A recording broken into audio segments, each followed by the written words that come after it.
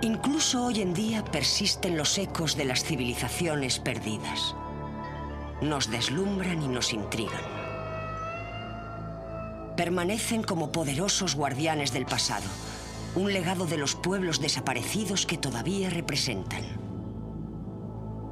El Egipto del mundo moderno mira con orgullo las maravillas de su pasado. Oscurecido por los siglos anteriores y por las interminables arenas del desierto, el eterno esplendor de las pirámides de Giza y la gran esfinge son testigos mudos de la gran historia antigua de Egipto. Azotados y erosionados por los calientes vientos desérticos y el sol ardiente, los ecos de estos tesoros todavía perduran. Pero imaginemos cómo serían en su glorioso apogeo. Pintadas brillantemente con colores llamativos, hubo un tiempo en que se alzaban como los guardianes de una civilización orgullosa, la mayor civilización de la Tierra.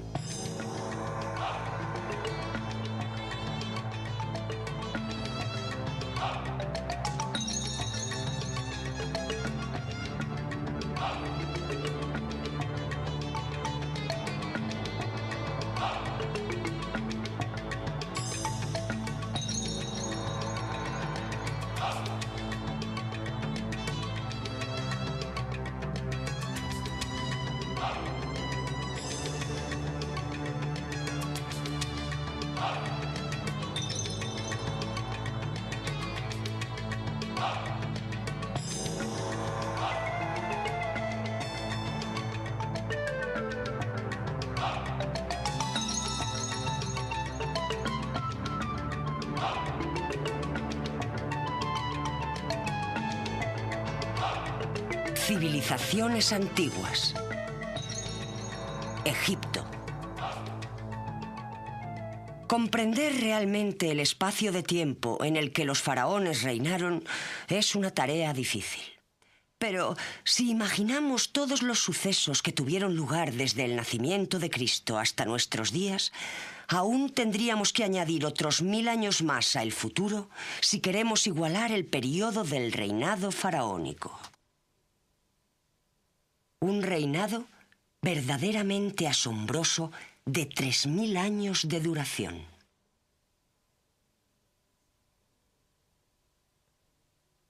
Hoy miramos con asombro las pirámides de Giza y recordamos con respeto a las miles de personas que trabajaron con esmero durante unos 20 años para construirlas.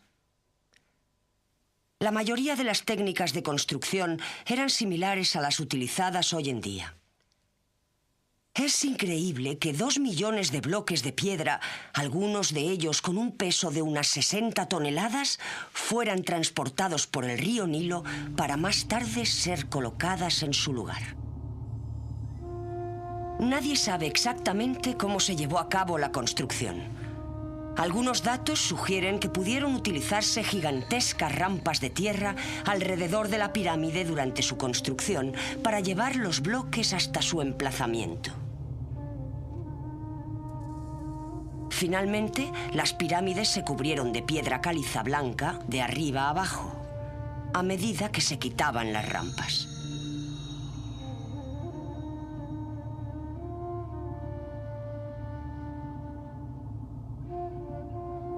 El paso del tiempo ha erosionado la mayoría del acabado en piedra caliza, aunque todavía quedan vestigios. Dentro de la pirámide, cuidadosamente diseñada para mantener a raya a los saqueadores de tumbas, había una serie de pasadizos que llevaban a la misma cámara funeraria. Se puede considerar una de las 7 maravillas del mundo antiguo. Originariamente tenía 146 metros y medio de altura, pero en la actualidad ha perdido 9 metros. Fue construida sobre el 2560 a.C. y hasta el siglo XIX después de Cristo era la construcción más alta del mundo hecha por el hombre. El gran mito sostiene que los constructores de las pirámides eran todos esclavos. Sin embargo, la arqueología moderna ha revelado que los trabajadores no eran esclavos, sino artesanos especializados y pagados que vivían en comunidades alrededor de las pirámides, tal y como explica el inspector jefe, Dr. Zawi Hawass. Hemos encontrado un gran asentamiento de unos 3 kilómetros cuadrados y creo que bajo esas casas se situaba el pueblo de los trabajadores involucrados en la construcción de la pirámide. Y creo que había 2 pueblos, uno para los trabajadores y un campamento temporal. Habían unas 10.000 personas que realmente vivían en este área.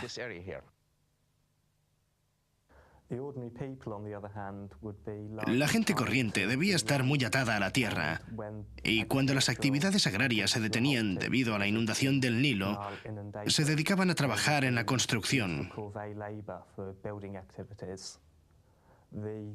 La vida del campesino medio era probablemente bastante similar a la de otras sociedades agrícolas premodernas. El estudio de los esqueletos encontrados, alrededor de 600, nos muestra que todos ellos, hombres y mujeres, tenían tensión en la espalda, movían materiales pesados. La civilización egipcia puede ser seguida a través de los 5 periodos históricos que abarca: el periodo dinástico temprano, el imperio antiguo, el imperio medio, el imperio nuevo y finalmente la época tardía. Pero el alma que mantuvo unido a este poderoso reinado fue el río Nilo. Alimentó a sus gentes y les proporcionó la materia prima que necesitaban para alcanzar sus extraordinarios logros. El antiguo historiador griego Heródoto afirmaba que Egipto es un regalo del Nilo. Cada año, tras las lluvias monzónicas del África Central, el río crece y se desborda. Durante 3 meses al año, desde julio hasta octubre, un periodo que los antiguos egipcios llamaron la inundación, el Nilo inunda el valle, dejando tras él un rico depósito aluvial. La magnitud de la inundación era muy importante. Si era muy alta, el río se desbordaba tanto que no se podía sembrar y podían producirse daños en las edificaciones.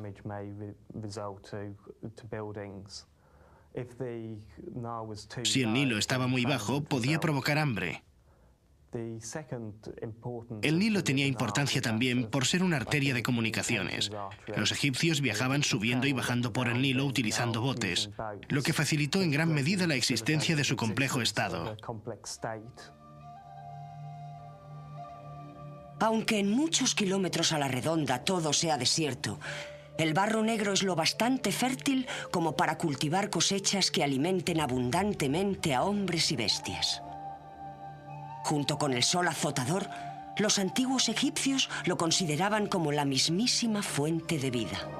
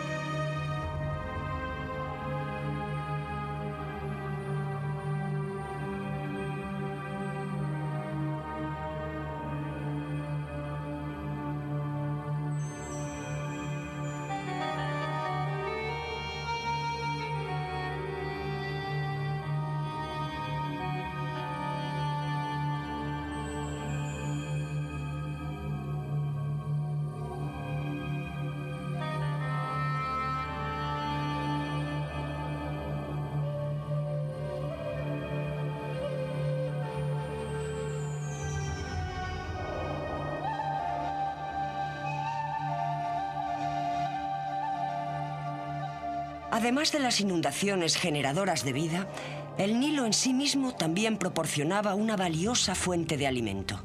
Incluso hoy se pueden ver pescadores navegando por el río con sus pequeños botes en busca de pesca, al igual que sus antepasados lo hicieran en la antigüedad.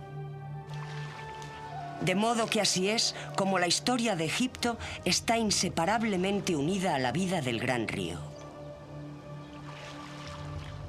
Así pues, el grueso de la sociedad del antiguo Egipto, que prosperó a lo largo de las orillas del Nilo, estaba compuesta de campesinos. Fue esta, la clase social más baja, la que llegó a alcanzar un nivel de vida algo superior en las fértiles llanuras de los alrededores del río. El antiguo Egipto era una comunidad agrícola y la dieta normal para la gente constaba de pan y cerveza.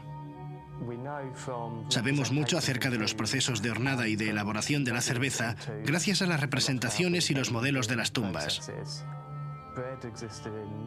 El pan tenía muchas formas y tamaños diferentes y podía estar endulzado con ingredientes tales como los dátiles. La cerveza se hacía básicamente de cebada fermentada, que era tamizada luego en tinajas.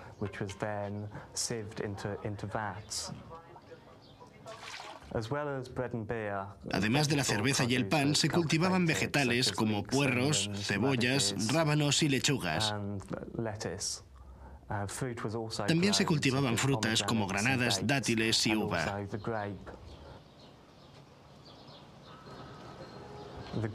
La uva se utilizaba para hacer vino, especialmente en las regiones del delta.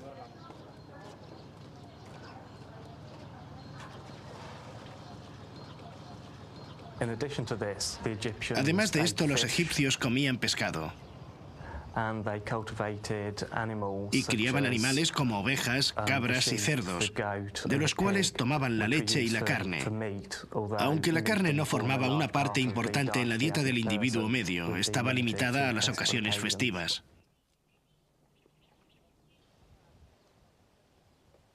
Existía una clase media muy enraizada en el sistema agrario. Estos granjeros a veces eran propietarios de su propio hogar, que estaba modestamente amueblado. También podrían haber poseído unos pocos acres de tierra, con los cuales habrían ganado suficiente dinero como para mandar a sus hijos a la escuela de escribas de Tebas. Dado que las estaciones anuales oscilaban entre la inundación y la sequía, el regadío jugó un papel fundamental en la supervivencia de la agricultura de Egipto. Si hablamos de primavera, verano, otoño e invierno, es algo que no encontramos en el antiguo Egipto. En el antiguo Egipto encontramos la inundación, la aparición de las plantas y el así llamado verano, 3 estaciones. Los campos se dividían en parcelas cuadradas cerca de los canales de riego y el agua pasaba de un campo a otro abriendo las pequeñas acequias que los separaban. Tanto los hombres como las mujeres cultivaban la tierra utilizando azadones. Y las cosechas que cultivaban consistían en avena, cebada, mijo y judías. La dieta del pueblo se complementaba con lo que eran capaces de cazar, lo que a veces incluía leones del desierto y otros animales salvajes que habitaban los pantanos y ciénagas. Los egipcios habían inventado una red de bisagra para capturar aves salvajes como el ana de Silbón, el ana de Rabudo, ánsares y patos. También utilizaban por esas fechas ganado de cornamenta larga para arrastrar arados. Y habían inventado el shaduf, un sistema más sofisticado para el transporte de agua utilizando varios cubos atados con correas a una noria. La clave de la civilización egipcia fue revelada al mundo moderno cuando el extraño texto que cubría las paredes de estos templos, los jeroglíficos, fue por fin comprendido, lo que sucedió cuando se tradujo una lápida de basalto negro conocida como la piedra Rosetta. La lápida contiene inscripciones en 3 lenguajes: jeroglífico, que estaba restringido a los sacerdotes, demótico, que estaba permitido al pueblo, y griego. Gracias a su conocimiento del griego, Los especialistas fueron capaces de descubrir el misterio de los dos anteriores. Los jeroglíficos vienen en realidad del griego. Significan escritura sagrada, porque la escritura basada en dibujos del antiguo Egipto era utilizada esencialmente por los sacerdotes para las grandes inscripciones. La forma de escritura más frecuente se llamaba demótico, pero los jeroglíficos solían ser dibujos de aves y animales. Son importantes porque a partir de estas inscripciones conocemos la mayor parte del antiguo Egipto, hallándose en las tumbas, en las murallas de los templos y en los papiros.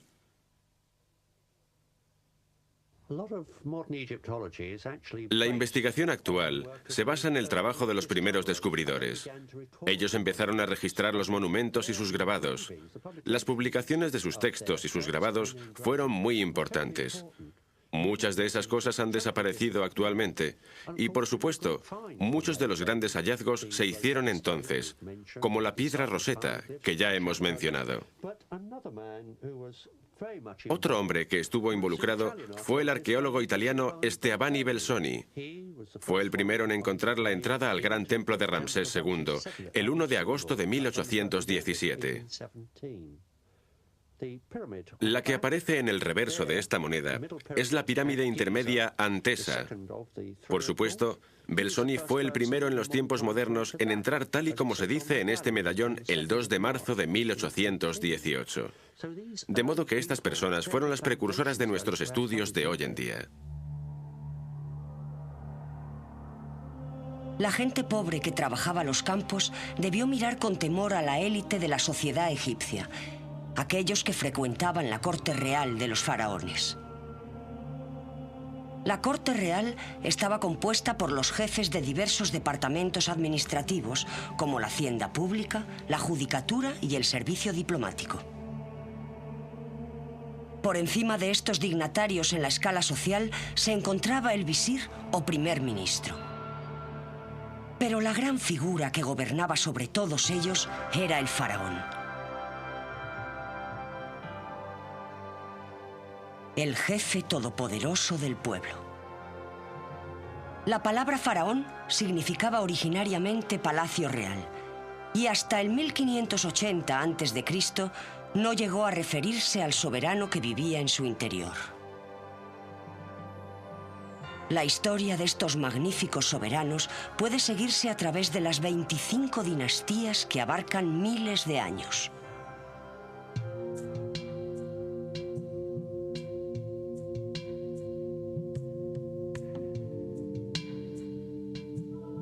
Todos tenían en común su condición sagrada, pues eran adorados como figuras divinas.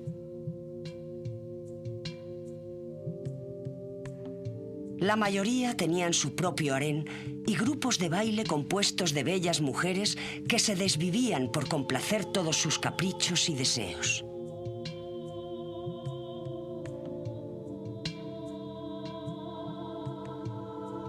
Como se creía que la sangre divina de la realeza no debía ser adulterada, el faraón a menudo se casaba con su propia hermana o hermanastra.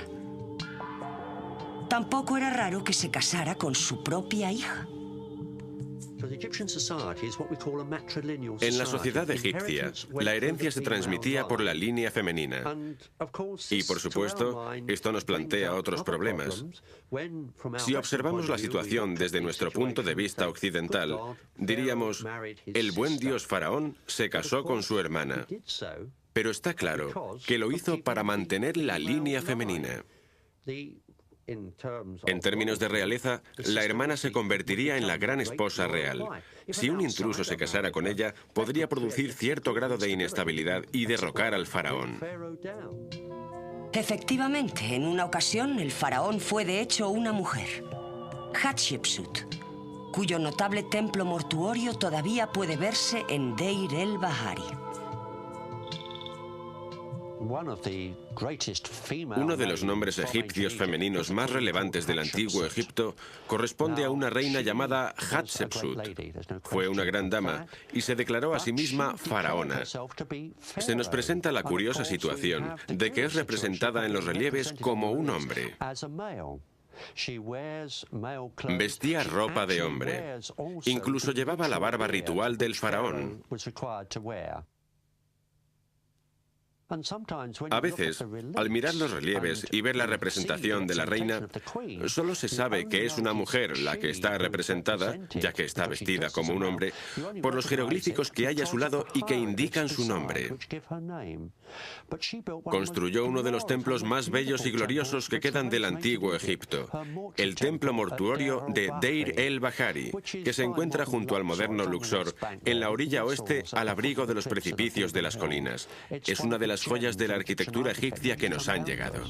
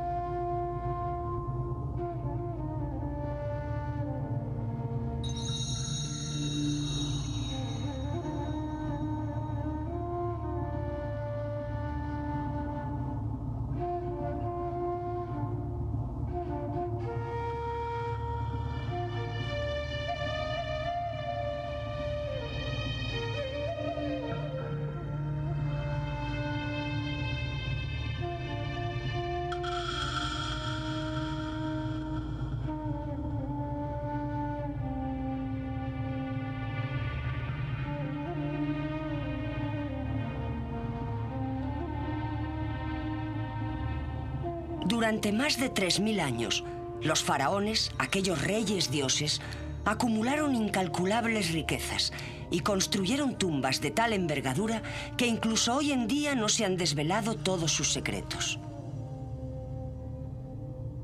¿Qué tipo de hombres eran los faraones para que el pueblo egipcio les adorara como a dioses y les colmara de maravillosos regalos? La sociedad del antiguo Egipto estaba muy estratificada. Había grandes diferencias de clase. Sabemos mucho sobre los reyes y sobre la élite dominante que se dedicaba a escribir. Pero hay muy pocos datos sobre la clase media. El rey era la institución central del Estado y tenía un papel principalmente teológico. Su estilo de vida era muy distinto. Su vida estaba muy ritualizada y tenemos ejemplos como los grandes palacios en los que vivían. Además de esto, disponían de los materiales para construir tumbas como las pirámides. Hoy, la Esfinge, construida para proteger el último lugar de descanso de los faraones, se desmorona lentamente mientras los trabajadores intentan restaurar la piedra para devolverle su esplendor anterior. Las excavaciones han revelado que en su origen la Esfinge estaba decorada con colores. Era una imponente estructura que se alzaba majestuosamente sobre el desierto. Las investigaciones recientes apuntan a que puede ser mucho más antigua de lo que sospechábamos. Debió permanecer a modo de faro en el desierto para los antiguos viajeros. La Esfinge es uno de sus tesoros más famosos, pero el antiguo Egipto guarda obras incluso más grandes. En la sorprendente estatua de Amenofis, que se deshace en polvo, todavía se aprecia la figura del rey sobre la que fue modelada. En su época, la estatua, al igual que la Esfinge, habría estado brillantemente decorada con colores vivos. Se le aplicó cuidadosamente pan de oro. Representa un magnífico recuerdo de un rey verdaderamente grande.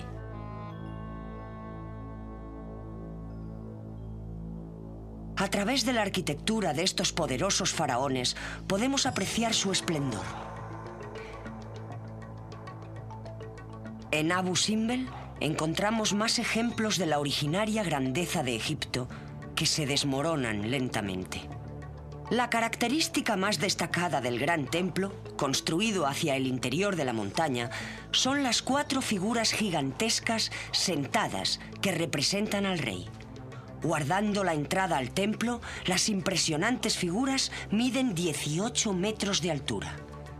Es fácil imaginar cómo estas estatuas de colores producían temor y respeto a los antiguos egipcios. Es asombroso pensar que el templo fue diseñado con tal precisión que el 22 de febrero y el 22 de octubre el sol naciente brilla a través de la entrada e inunda de luz a 3 de los 4 reyes, cuyas estatuas están sentadas en el santuario a 70 metros hacia el interior. Pero, ¿por qué solo a 3 de los dioses?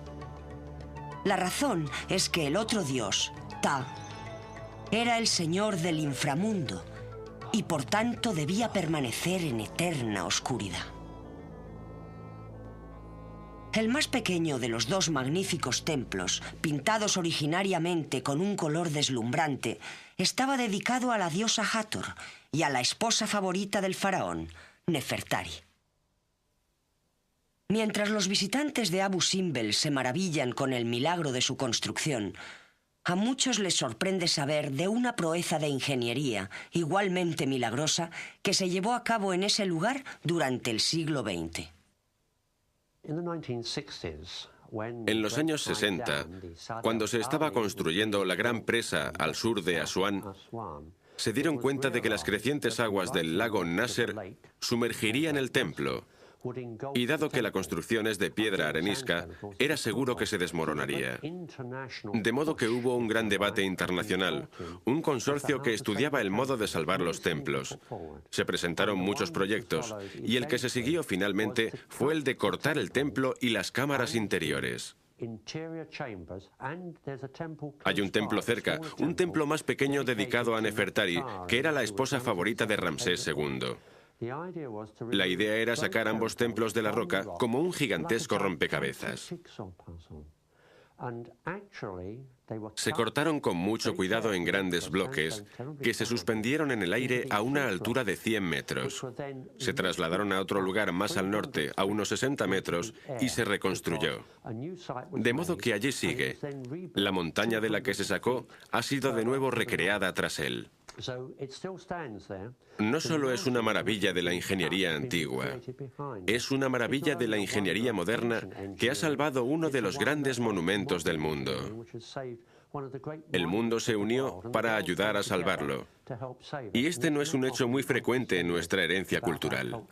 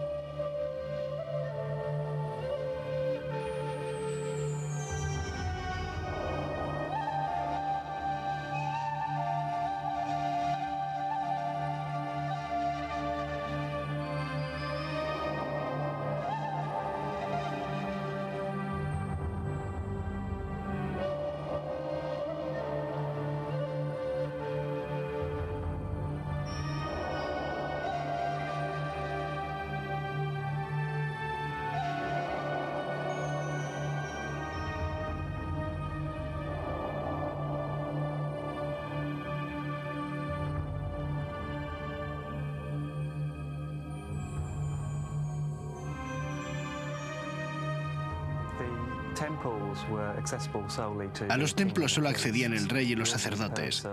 La gente corriente no tenía acceso en absoluto a ninguno de los rituales del templo. Su único acceso a lo divino era a través de las procesiones del dios por el exterior del templo durante las festividades. Aparte de la religión estatal, había cultos locales y también se adoraban otras divinidades como Bes y otros dioses domésticos. Pero realmente no poseían un culto o un templo.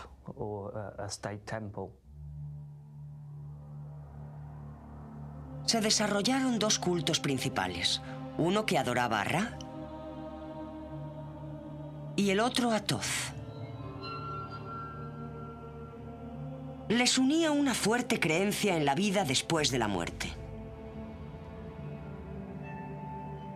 Además de su preocupación por el espíritu del difunto, los antiguos egipcios daban mucha importancia a la preservación de los restos mortales para utilizarlos después en la otra vida. De este modo, sus posesiones, sus animales domésticos e incluso sus sirvientes eran enterrados con él. Cuando moría una persona, se momificaba su cuerpo y en el caso del faraón se hacía con un cuidado especial. La palabra momia viene de la palabra árabe mumilla, que significa betún o brea. Después de la muerte, se extraía el cerebro del difunto por la nariz, utilizando un gancho especial de hierro, y se enjuagaba el cráneo con vino de palma y resina. Del cuerpo se extraía todo excepto el corazón. Se enjuagaba bien y luego se llenaba de mirra y especias. Luego el cadáver se ponía a remojo en natrón, una fuerte sal, o bicarbonato de sodio, por un periodo de entre 30 y 50 días, y finalmente se revestía de resina que sujetaba las vendas de lino. Con este asombroso y elaborado método, se sacaba todo el aire de la momia. Los órganos internos que se habían sacado también se remojaban y luego se depositaban en 4 tinajas. Cuando éstas se situaban junto al sarcófago en la tumba, se creía que la personalidad del difunto volvía al cuerpo físico. El proceso entero de momificación duraba 70 días.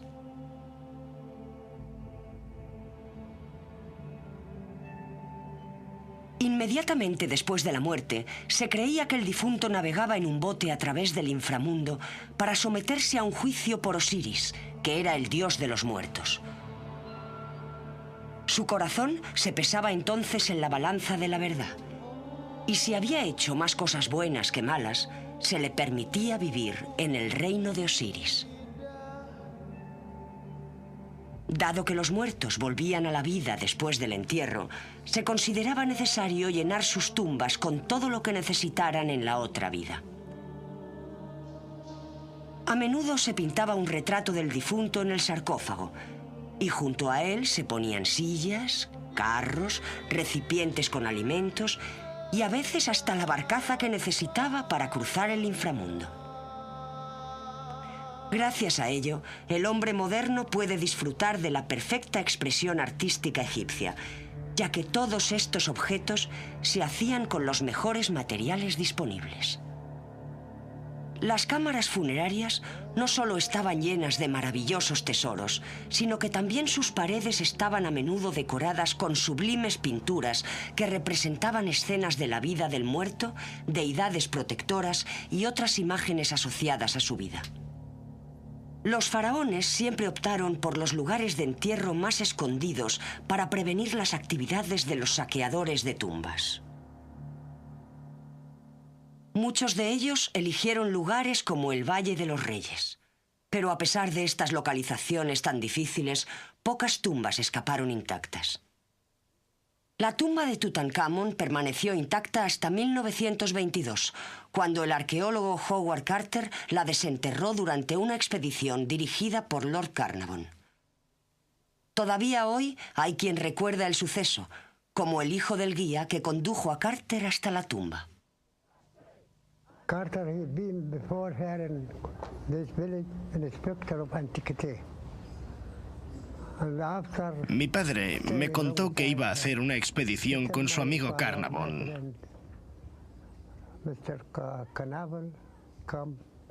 Y dijo que no sabía si iba a volver. My father, I tell him, I show you some, but I don't know, empty or full. Mi padre estuvo trabajando hasta que encontraron la tumba. Work, Carter, 4 hours, he found the stamps. Estuvo trabajando con Carter durante 4 horas. He opened a little hole. Entonces Carnavon abrió un pequeño agujero. Found it closed, the door. He opened a little hole.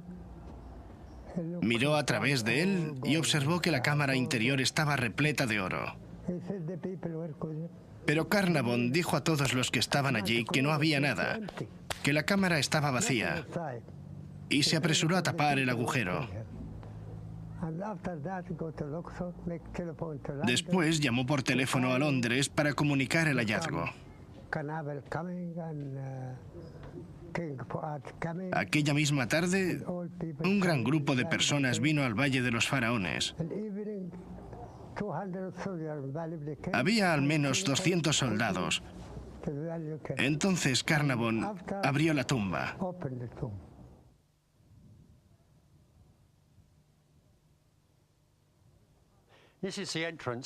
Esta es la entrada de la tumba de Tutankamón, uno de los faraones más conocidos del antiguo Egipto.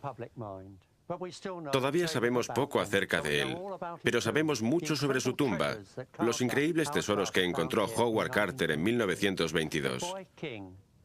El rey joven no tenía ni 18 años cuando murió y fue enterrado y rodeado de tesoros fabulosos. 4 salas llenas, y aún así, la tumba había sido asaltada 2 veces en la antigüedad. La sepultura estaba intacta. El joven yace en un ataúd de oro macizo. Increíble, 110,4 kilos de oro macizo. Sus representaciones son las más conocidas de los antiguos reyes egipcios.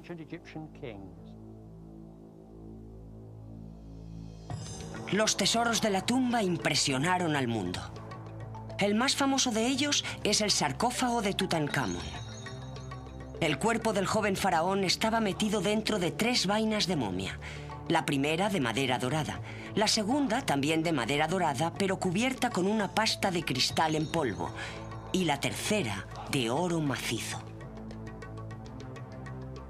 Esta tercera capa es una de las obras de arte de la orfebrería. Con 1,5 metros de altura, contiene 200 kilos de oro y está incrustada con piedras preciosas, entre las que cabe señalar el lapislázuli. Aunque este es sin duda el descubrimiento más destacado, la artesanía también goza de gran importancia.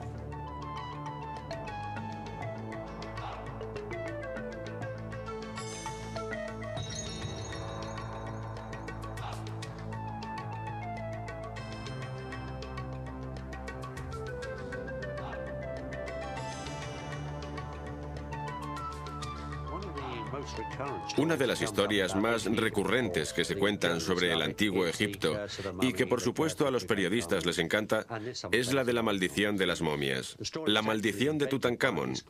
Y me temo que todo eso no son más que tonterías. Esa historia la inventó un periodista en 1922. Se da la circunstancia de que Ray Canarva murió al año siguiente, pero era un hombre muy enfermo. Murió por la infección de una picadura de mosquito. Hay que considerar que todos los hombres involucrados en la excavación eran personas mayores en aquella época. Por ejemplo, Howard Carter, el verdadero descubridor, murió en marzo de 1939. El profesor Percy Newbury, que trabajó en las flores, murió en el 49. Sir Alan Garner, que se ocupó de traducir las inscripciones, vivió hasta los 70. Si alguien debía haber muerto al principio, era un sargento del ejército británico llamado Richard Adamson. Solía dormir, por seguridad, en un catre sobre las tumbas todas las noches, pero vivió una larga vida hasta los años 80. Por supuesto, esto dio origen, o propició la resurrección, se podría decir, de la egiptomanía. El mundo quedó fascinado por el antiguo Egipto. Ya sucedió cuando Napoleón invadió Egipto en 1798. Volvió a ocurrir en 1922 y en 1972, cuando se hizo la exposición en el Museo Británico para celebrar el 50 aniversario. Había colas de gente esperando alrededor del museo durante horas para ver tan solo unas 40 piezas que el gobierno egipcio permitió trasladar al Museo Británico. Hoy en día, solo con mirar alrededor, podemos ver muchos de esos vestidos, ornamentos y joyas. Todo esto es el fruto de aquel gran hallazgo de 1922. Las riquezas de Egipto y sus faraones sufrieron un declive gradual a través de los siglos. En la 25ª dinastía, en el 747 a.C., distintos pueblos gobernaban la tierra. Se piensa que el declive de Egipto se dio al final del Imperio Nuevo, tras una serie de reyes de corto reinado. Después de esto vino el tercer periodo intermedio, en el que el Estado central básicamente se derrumbó. Después de esto, Egipto fue invadido sucesivamente por diversos pueblos y finalmente por los persas. Esto culminó en el año 332, cuando los griegos y Alejandro Magno tomaron finalmente el control de Egipto.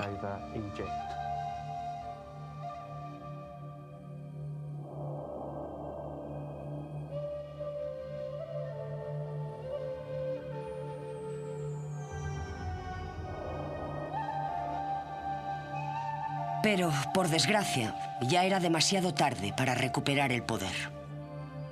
La grandeza de los años anteriores y los tiempos de los faraones se vinieron abajo.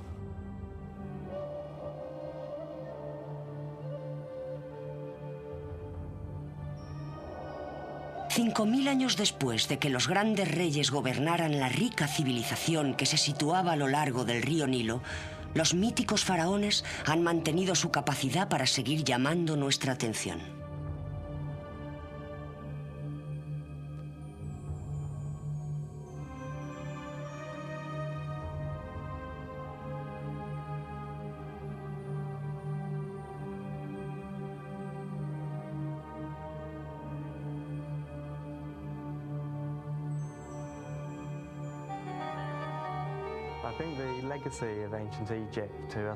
Creo que el legado que el antiguo Egipto ha dejado al mundo moderno es la gran cantidad de vestigios que le han sobrevivido. Desde las pirámides hasta la documentación que tenemos.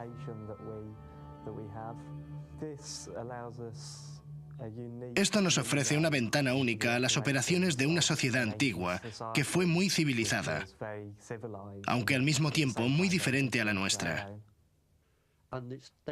Todavía guardan secretos. Recientemente se ha descubierto una pequeña cámara en la Gran Pirámide, la cual estamos investigando. La egiptología es algo siempre cambiante.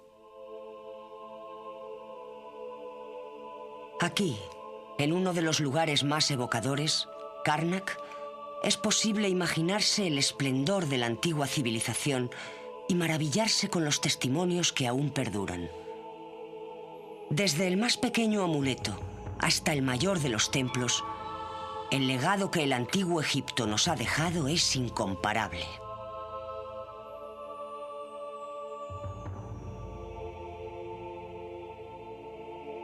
Se puede comprender cómo Hermes Trismegistus, al escribir en tiempos de Alejandro Magno, pudo decir: Egipto es una copia del cielo. O mejor, el lugar en donde aquí abajo son mediadas y proyectadas todas las operaciones que gobiernan e impulsan las fuerzas celestiales. Más que eso todavía, a decir verdad, nuestra tierra es el templo del mundo entero.